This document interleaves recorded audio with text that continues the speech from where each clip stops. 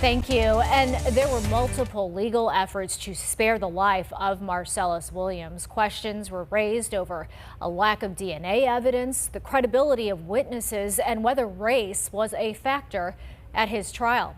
Our legal lens expert, Crouppen attorney Andrea McNairy, joining us live in studio to talk about the legal challenges in a case that has really gained national, international attention, in fact. Thanks for being here. No problem, absolutely. First question, I guess, is what was going on today? The arguments before the U.S. Supreme Court.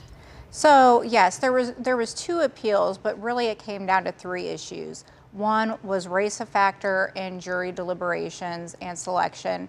Two was the underlying evidence reliable or tainted. And then three, the witness testimony reliability that actually essentially convicted Mr. Williams. People were wondering all day, because we were waiting to hear from the U.S. Supreme Court, could an execution actually be carried out if an appeal were pending and we didn't hear from them? So Mr. Williams has exhausted all of his appeals. There still could be a path to stop the execution if the governor decides to change his mind and grant more time for an investigation or clemency, or his team found another piece of evidence and was able to file a new appeal. But really the U.S. Supreme Court denying the appeal or the plea to them today really opens the path to his execution. And Governor Parson, as you know, has stood firm on his position that this was going to move forward. One question that has developed in this case is, should an original conviction stand when the underlying evidence was contaminated? And we've heard about the DNA not being linked to him.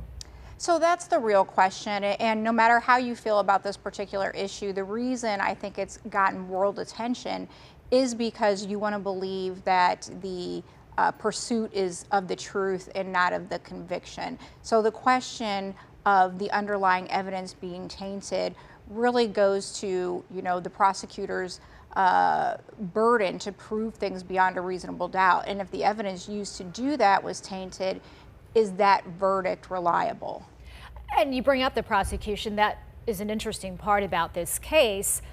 Prosecutor's office, the one that handled this case involving Marcellus Williams, is now calling for clemency due to the underlying issues. We know Wesley Bell was fighting this.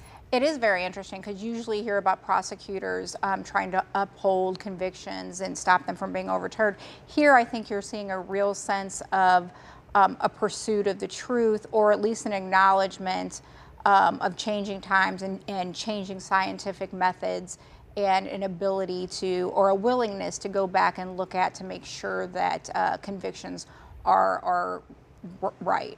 Well, this case has just garnered attention. We hear about 1 million signatures that have been signed in defense of Marcellus Williams. But as we just heard from Jeff Bernthal, they are moving forward with that execution this evening. They are, absent something extraordinary happen at this moment. It looks like it will happen. All right. Andrea McNairy with Brown & Crouppen, our legal lens expert. It is nice to have you in studio. Thank you for your insight. You're very welcome. Thanks for having me.